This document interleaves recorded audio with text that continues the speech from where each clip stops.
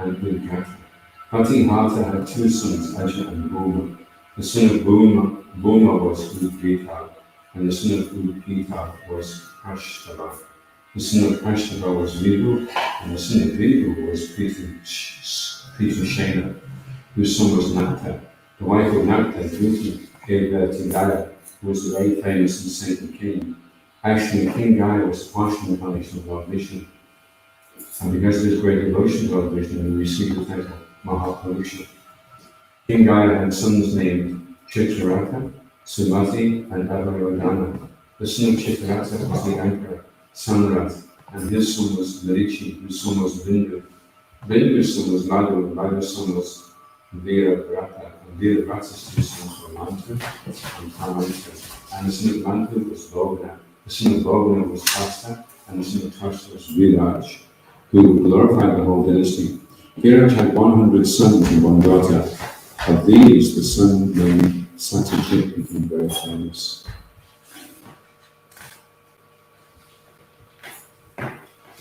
Shishika.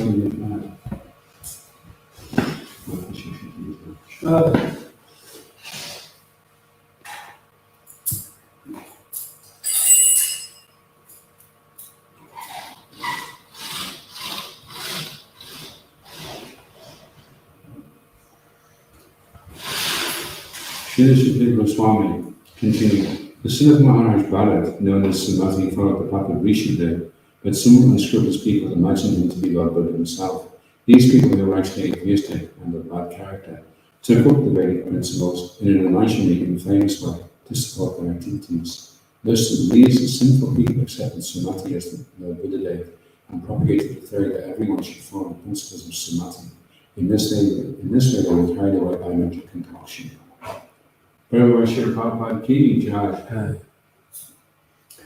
Those who are Aryan and strictly follow the Vedic principles, but in this age of Kali, a community has sprung up known as the Arya Samaja, which is ignorant of the import of the Vedas in the Parampara system.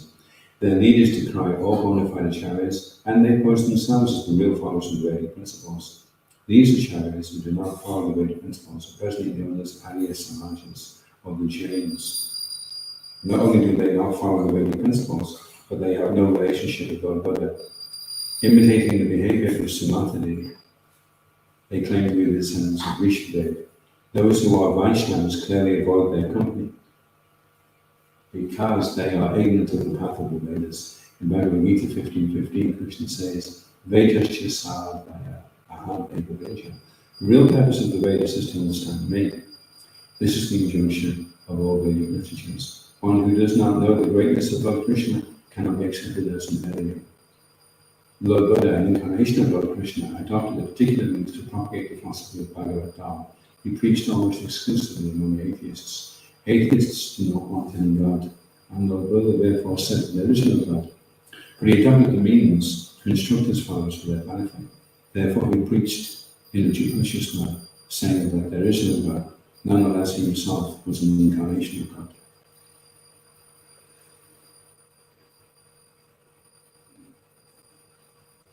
So I'm going to be just a short one. So a few was the notes so the finishing catch. So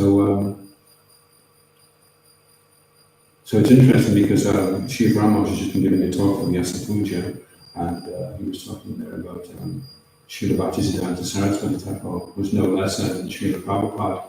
Very soon after his demise, the whole institution that he'd set up began to fragment and broke down into small groups. So in the same way, we shouldn't take it as a given that ISKCON will be the ones that fulfill the prophecy of Lord Chaitanya. Lord Chaitanya says that his name will be added every time in village, so that's a fact. Whether it'll be us or not, we can't be so complacent as to think. And then I was reading this morning, actually, there's so many different break-offs who are Bolya, Nagari, Nagari. There's a whole list of them, and they all think that they're following, that they've got it worked out. And once you look back in the Thakur, I was just reading this morning in the Chaitanya meeting, it was just reflecting on that same thing that Sri Maharaj had been saying. They don't take it as a given that it'll be us, unless we're very, very careful to read and understand fully what Sri Prabhupada is presenting in the books. If we don't read the books, then we don't, we can go adrift very, very easily. And even we do read the books. Another point that's being made as well was that if Srila Prabhupada had never come over and he'd just written the books, as Mahatma was saying it this morning, even if Prabhupada had written the books but had never come over, it wouldn't be the same, just from the books alone. So by the mercy of Prabhupada's disciples, we get a glimpse into what Prabhupada's mood was and how we should implement the books. That's why it's very useful that we have Srila Prabhupada's books, and then we have his disciples' books, which are helping us to access Srila Prabhupada's books. So important. And then, of course, we also start to show by our example, and then others are coming along. So we become a link in the chain. So very, very important. Otherwise, we end up with the Prabhupada saying we should avoid the association of these followers of Samadhi. So that would mean it's dangerous. It's dangerous. You could say, well, look, they're totally bogus, they don't listen. But we have to avoid it because they can influence very easily. And we can become diverted. Any questions or comments, Jeremy? You haven't got a question. Any question, Jeremy? I'm just thinking very deeply about it. No question.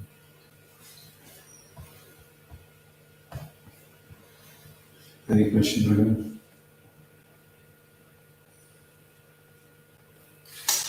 Yeah, I guess one comes up is that on one hand, we need to expose some bogus philosophies and deviations from the Sanatana Dharma, and it's not necessarily, that, as you said, we ourselves alone have got exclusive, right to Lord Chaitanya movement or even to God, speaking on a broader sense. But on the other hand, people just hate and even a smell of sectarianism, like saying, this is the only way, this is the best way. So it's a really, really challenge kind of how to present it by, really showing the real path at the same time, in a way that is not diminishing, the traditions which people hate, and would disqualify us for them to hear from us. Well, somebody's just really made me aware of this. Just watched it the other day. I just sent a message to Gopal Roy, and he's saying that maybe they can do the Sankirtan Festival there. Have you seen the latest video talking about? No. It shows you we've got this townhouse built in 1860. It's massive, three floors, 4 floors, and it's right by the main station in Cardiff, I think it is, and it's really, really strategically positioned. And he's done this like digital projection of what they want to do. It's going to have a glass front with all these floors on it. And then he takes you through, and each floor means a particular thing. The very top floor is connection. And then the second floor is wisdom. And the first floor is faith. And that floor is dedicated to that. So there's all kinds of things that are produced. And the very top one, which is wisdom and connection, is for beautiful attic rooms. They're there for guests. The stairs are looking really sunk in the mood, And then talking about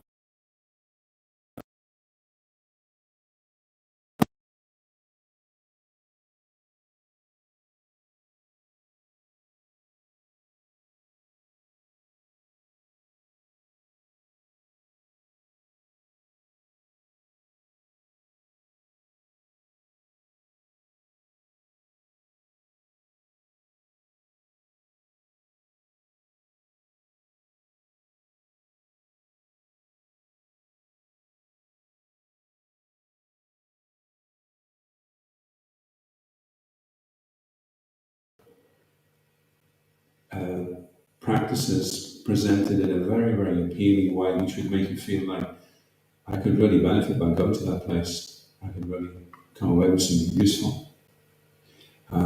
So it's avoiding, it's like we have the real thing. We don't have to worry so much, in one sense, about all the unreal things, all the artificial things.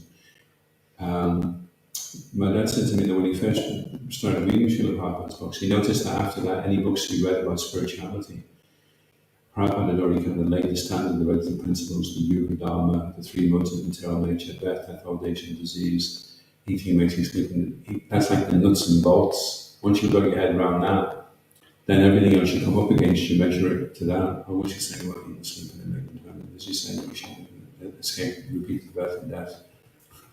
So, where's the relative principles? Where's the Yuga Dharma? What are you supposed to be practicing? So, if we just flood, and Sri Ramanuja was talking about that yesterday also. He said they had a dream, and Krishna and Balaram were in the dream. He paid his obeisances, and Krishna was the Shyamsundar from Hungary, the deity Shyamsundar. And they said to Sri Ramanuja, if you just make sure that the books are printed and distributed, I'll take care of everything else. Everything else will go nicely. So we just keep flooding the masses. And the books are starting to catch on, Monkland's Hospital, as I walk down to get my liver scan, I go around the back and there's all the offices. And I just, that was like a fortune. I could see the back of a Krishna book. You see, all the books are, it's funny because normally you got to stack books with the backs facing outwards. Anyway, so the Krishna book was there, and I thought, well, that's pretty cool. And I walked a little bit further along, and there's another office, and another bookshelf, and there's a Srimad Bhagavatam. And this is just like offices in a hospital. So that's how many books must be going out if they're accumulating on shelves like that. There must be so many shelves in Srimad Bhagavatam books. So we just keep putting them out, pushing them out, and bringing, and eventually they become so saturated with the real thing. And then the other things will just be seen as comparatively at this level or that level, or that's a certain level of purity, but it's not quite the same. That's a certain picture, it's not quite as clear as this. That explains this, but it doesn't give the full. That's not a satisfactory explanation for me. I think it can be confusing to people as well. Like, they hear from certain tradition that our way is the only way. So when they hear us, speaking in a certain way, it may sound as well quite similar, but we are not saying our way is the only way, but we can say that our way takes you all the way, and there's other ways, that gives you access to God, no doubt, but whether, it will take you Goloka Vrindavan is another question. At very best, it may take you to Vaikuntha, if you are like a sincere follower. Yeah, I think as the devotees mature in their own Krishna consciousness, then that fanaticism, because when the neophytes take up Krishna consciousness, they tend to be very fanatical, and because they're trying to give up things which they're attached to, then they kind of over negate things, and it's just another sign of attachment, actually. Mm-hmm. So this kind of puts people off. Whereas if you can learn this non-violent communication, this compassionate communication, and then you understand what everybody's real needs are, just like it says in the Krishna book, everyone is looking for Krishna. Some don't realize that they are, but they are. So we realize that the thing we were looking for is Krishna, and then we also realize, and therefore it must be the same thing that everyone else is looking for, this eternal loving relationship with a supreme perfect person. Everyone is looking for that. And everyone is trying to get free from illusion and become aware that they're not the body. So it's one thing to speak you could read all this and then repeat it to people, and that would be of some benefit, but better still would be to imbibe what the books are saying and realize it for yourself, and then you'll know exactly how to present according to time and circumstance in such a way that will be attractive and appealing, that you understand what a person's real needs are, and because they have these needs, they have these feelings, and and they don't understand why they have these feelings. They should be feeling happy and satisfied because they have a house and a car and they have all the things that they thought they would need, and it's not satisfying their need, and therefore their feelings that are coming aren't what they expected because they've misidentified what their need was in the first place. So so that just takes a certain level of maturity to come to, and that's why it's important we preach to ourselves as well, that we bring the young devotees up to this point where they can present Krishna consciousness in a very attractive way. And it's amazing that this centre they're building in Cardiff, in Wales, is it's very attractive. It's so kind of modern, and at the same time a blend of kind of mystical Eastern. I think a lot of people will be attracted. Maybe we can do something similar in Glasgow. We can see what they're doing. If we do have the Sankirtan Marathon Festival, then check it out.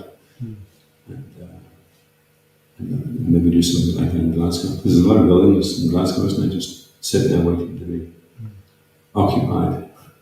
Especially after the pandemic. Yeah. Office buildings empty. Yeah, just coming over that bridge down Jamaica Street.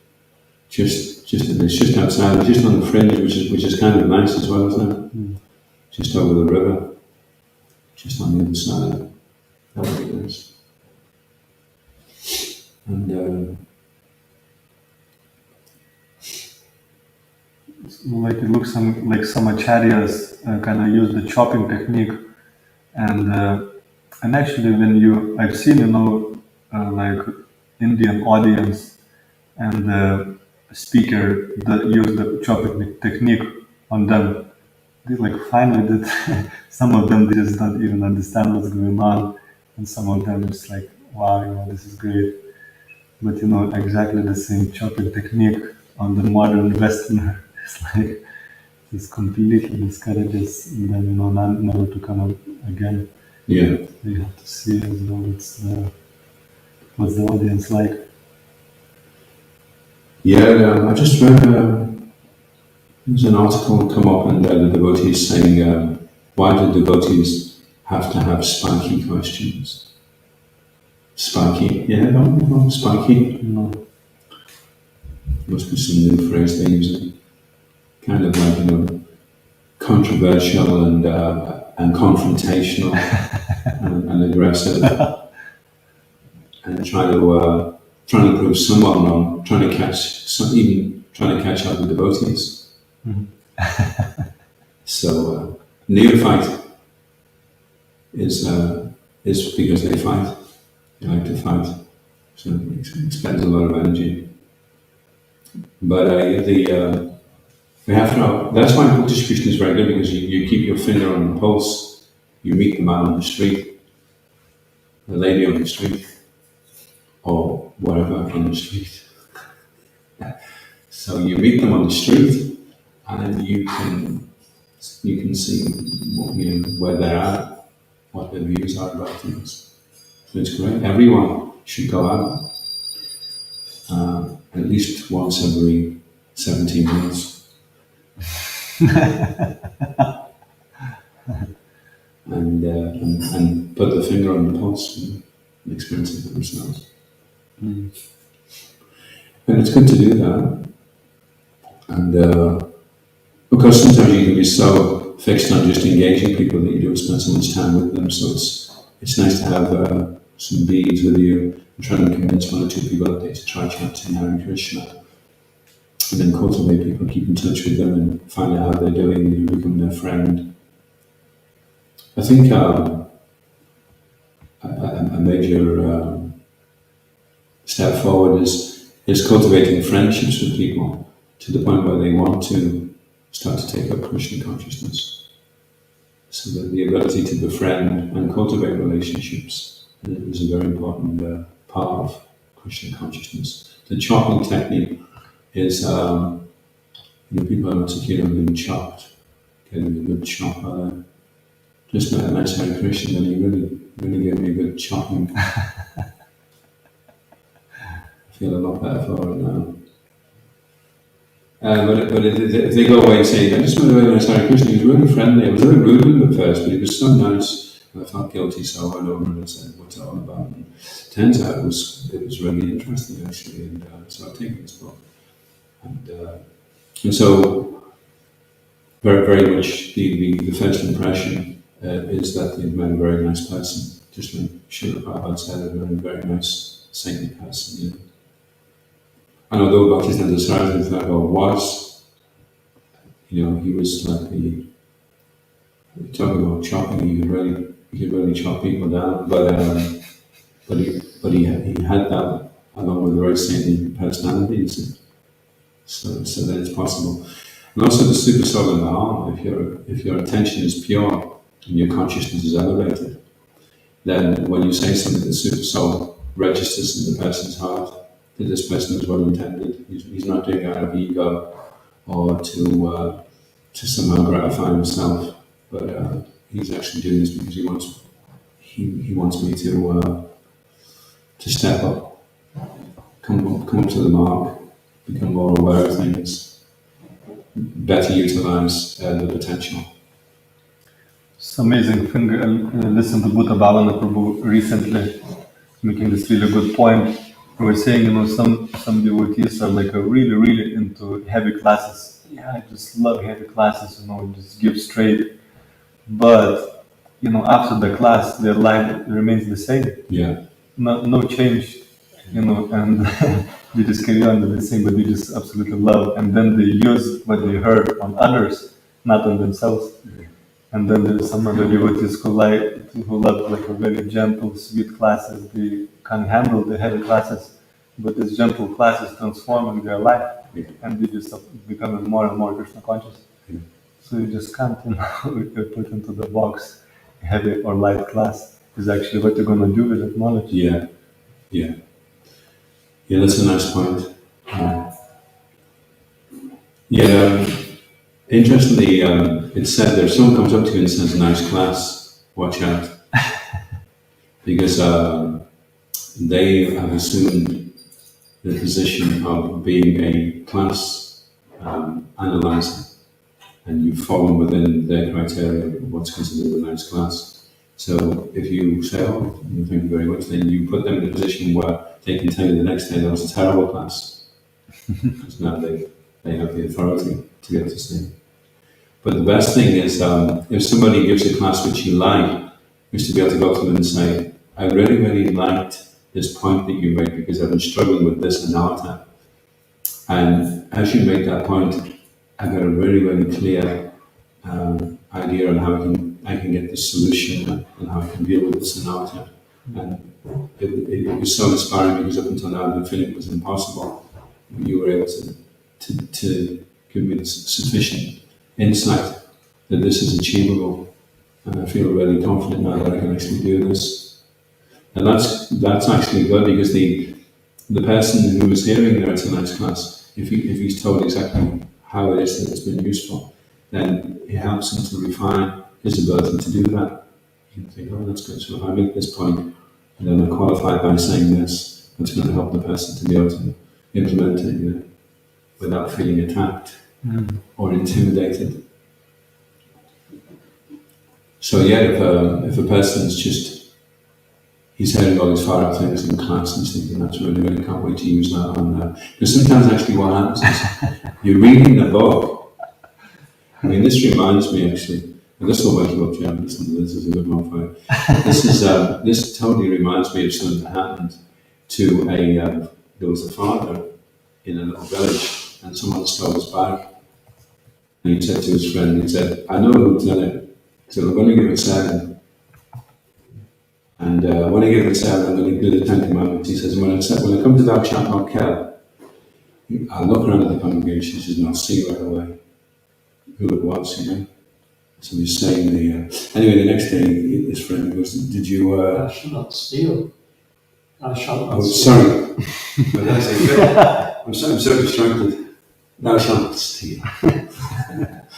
He said, when I get to thou shalt not steal, I'll look around. The culprit will be very obvious because he'll be squirming, and I'll know that you stole my bag. He said, I think I know what this. I'll be looking at it. So the next day, his friend said, "Did you find the culprit?" He goes, "Oh, it's funny." He says, "I remembered where I left my bag." He goes, "Yeah." He goes, "Yeah." He said, "I was doing the commandments, and when I got to thou shalt not commit adultery, I remember where I put my bag." So why that is funny in relation to this is because sometimes you're thinking, "I'm going to give a really heavy class." And as you're doing it, you come across something that reminds you that you're not exactly that cool yourself, you know. So be careful of that. You think, I'm going to use that. Because you read it and you're thinking, oh, that is so back to Bob needs to read this. That is so back to Bob. And you're reading this and it's got nothing to do with you. You're just thinking how this applies. You know, you're okay, you're a self-realized perfect nature sitter, so you don't have to worry about anything. And then you're reading this and, oh, wow. I'm going to have to read this back to Bob, and he really needs to listen to this one. You know? But the whole point of self-realization is you're not trying to get back to Bob to become self-realized. That's his job. You can try and encourage him. But your main concern is becoming self-realized yourself. So, if classes make you feel a little bit uncomfortable because you're going to have to come out of your comfort zone, then that's good, but you may not appreciate it at the time. You may feel it's a little bit heavy or pushy, but then you kind of reluctantly do it anyway, and then you feel that afterwards. It can't just be based upon what's going to gratify your senses. It has to be what's going to challenge your paradigm, what's going to challenge your comfort zone. Because they say the only time you start wanting to improve your japa is when you come to the point where you're so disgusted that you decide that I can't go on with this. I really need to do something. And then you up the bar to the point where anything lower than that type of japa is just going to be unacceptable to you. I'm just wasting too much time as it is. From now on, it's got to at least be like this. So that only comes when you go through that kind of unpleasant epiphany, awakening. At the rate I'm going, at the speed I'm going, I'm not going to make it with the amount of time I've got left, with the amount of advancement I've made over the time so far. I've only got half the time left, and I've only got this far with twice the amount of time. So I really need to start. And I just read as well, an interesting one the other day was, do not be so busy in Christian consciousness that you don't have time to be Christian conscious. It's like, don't be so busy sawing the tree that you haven't got time to sharpen the saw. There's no teeth left on the saw. You've been there for 3 years and you've moved 1 millimeter. We need to take the saw out, pal, and put some fresh teeth in. And it's actually better, isn't it? Because whatever energy you extend then with a sharp saw is going to be much more productive. In fact, they say it takes the same amount of time to chant attentively to just chant it attentively. And the same amount of energy. Hare Krishna, Hare Krishna. It's the same, isn't it? It's just one's sharp and one's blunt. Confirmed. Okay, I'll finish there then. Shishi Koratana Shashi Ki. Any last quick questions or comments? Thank you very much. Of course, I didn't hear President Modi's glorification of Srila Prabhupada. No, I kind of vaguely heard about it, but not specifically. One comment he made was that the power of Bhakti Yoga was what preserved the culture of India in times when there were very oppressive regimes ruling the country. And Yeah. so he was, and that kind of narrative that's a narrative that's very acceptable in like postmodern society. You know, it's something that people can really identify with, like post-colonialism, how like the struggle of indigenous cultures to overcome the oppression of like invasive dynasties or whatever. So I thought that was, I felt, wow, that's great. He didn't have to say what the ideology was. He didn't have to say who the oppressors were. You know, he just left it up to the audience, because he didn't know whether the audience to what degree the knowledge would be there. But just the fact that he presented that practitioners of Bhakti Yoga have got like an intrinsic courage, purity, compassion, that they can withstand like the ravages of like oppression and aggression. And it's so I think, you know, like, because there's so much emphasis on really understanding the history of oppression and how to readdress the inequalities that have arisen from that oppression. And I think it's a very powerful way of presenting a faith-based tradition. And also, recently I've been listening a lot to Indra Raj talking about the history of Vrindavan after like the disappearance of Lord Chaitanya and after the disappearance of the Goswamis, and how the Rajput kings protected the devotees and protected the deities. And like Indra Raj has been doing vast amounts of research, and he's like, there's a library in Vrindavan that's got letters that were written by the Pujaris to the kings in Jaipur, asking them to give assistance. And it's like a really in-depth historical record of how like the Bhakti tradition was protected by the kings. He had a story as well.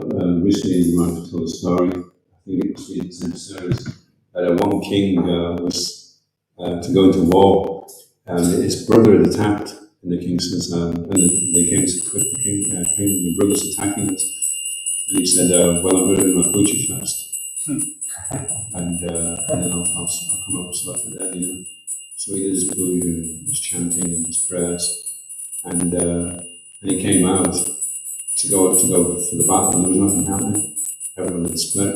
And they said, what happened? And he said, oh, this one person came out. He said he was unbelievable. He was just, nobody could touch him. And he was killing everybody. He was just firing arrows and chopping swords, and he devastated the army, just ran just disarrayed, and the brother, even your brother got a good tasting.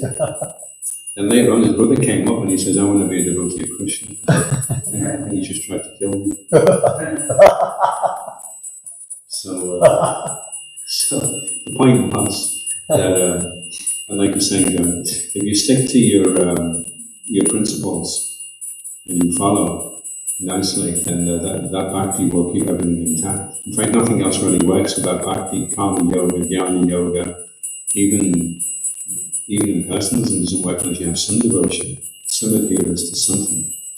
So that's the essential ingredient, you see, that keeps everything together. And what I've noticed as well, because my service has changed for the last 17 months, and I didn't really notice anything was going on when I was just passing out books. Other than now that I'm not doing that, I'm like, if I'm cleaning something, or I'm trying to build something, or I'm painting something, or whatever it is, the attention to detail has already been acquired. And that's such a useful thing, such a useful skill to have. If you have that, then whatever you want to do after that becomes really good. So it helps you to see the absolute nature of devotional service, that if you dedicate yourself, it's the dedication actually, the ability to dedicate with determination. That will be the main ingredient for you being successful in whatever it is you do. That you're able to follow it through, rather than just, there's a lot of people that think things and dither around, but they never really get anything together. And they can have loads of good qualities and no loads of stuff, but the ability to get it together and to put it into action, to implement it, this is a very useful technique to learn, because you can be dropped into any circumstance and then you just find it. That's what Srila Prabhupada did as well, wasn't it, with his disciples?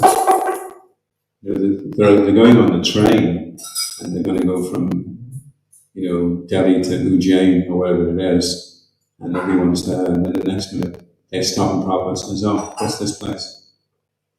And they go, "Oh, this is Amritsar, Prabhupada, wherever it is." He says, "Do we have a centre here?" "No shit, Prabhupada." "Okay." "You two get off." And they got nothing with them. They started going to so they just hop off the platform and say, Hare Krishna. So all they had really was their faith in Prabhupada, the holy name, Bhagavatam, and they had to just make it happen, make it work. So Prabhupada was showing that it is possible if you can just have that faith, that dedication, that whatever you're dropped into, immediately you start working out, I'm going to do this, Krishna's not in this situation.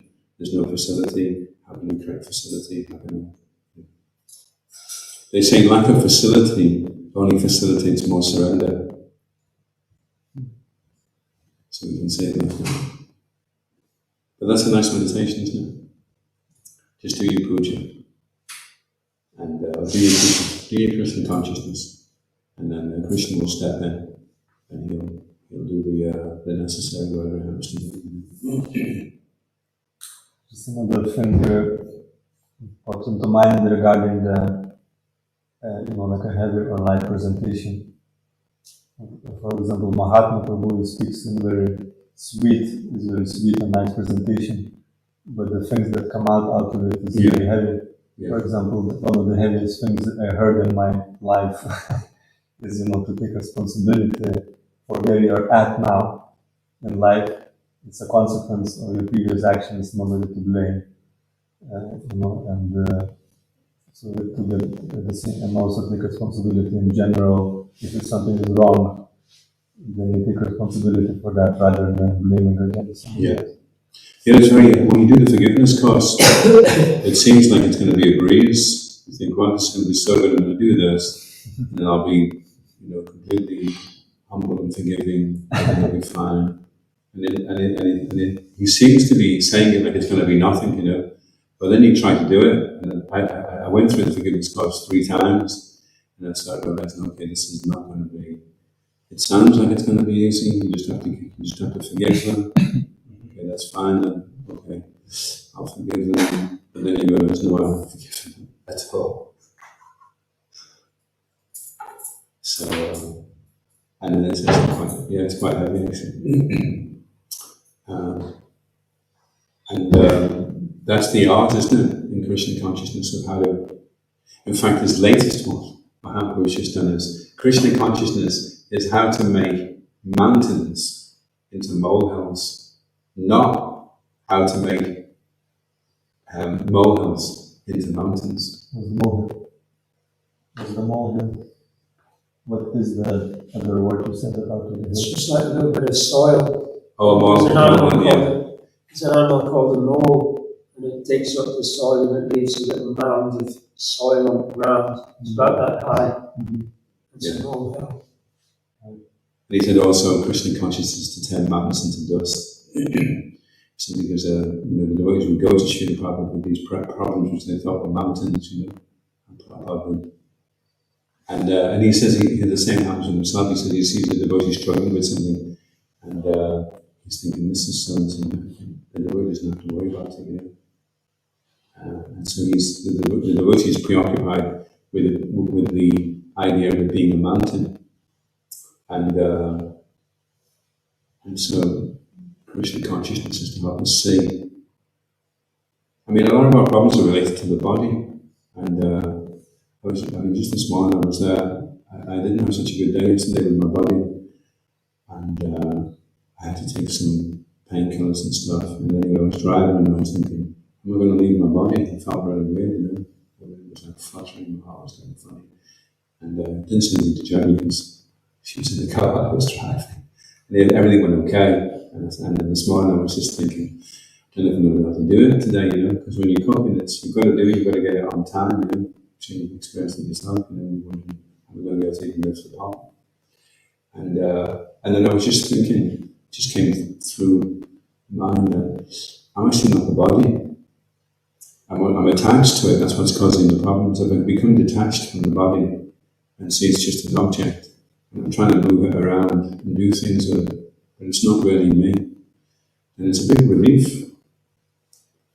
But it's, and it seems really simple, you know, and that would get rid of about 95% of your problems if you could just really, really get a grip on the fact that you're not the body.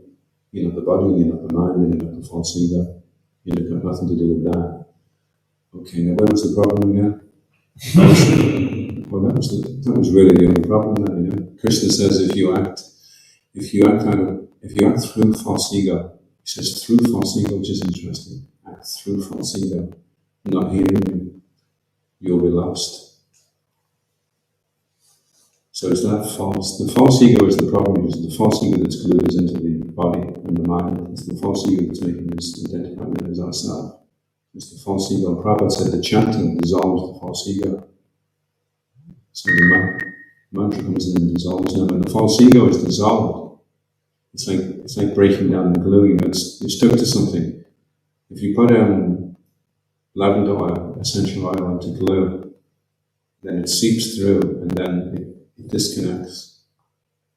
So the essential oil of the holy name, the mantra, it dissolves that false ego. When that false ego goes, and you're not connected anymore, you're not identified anymore as the body, and then that's pretty much all the problems gone.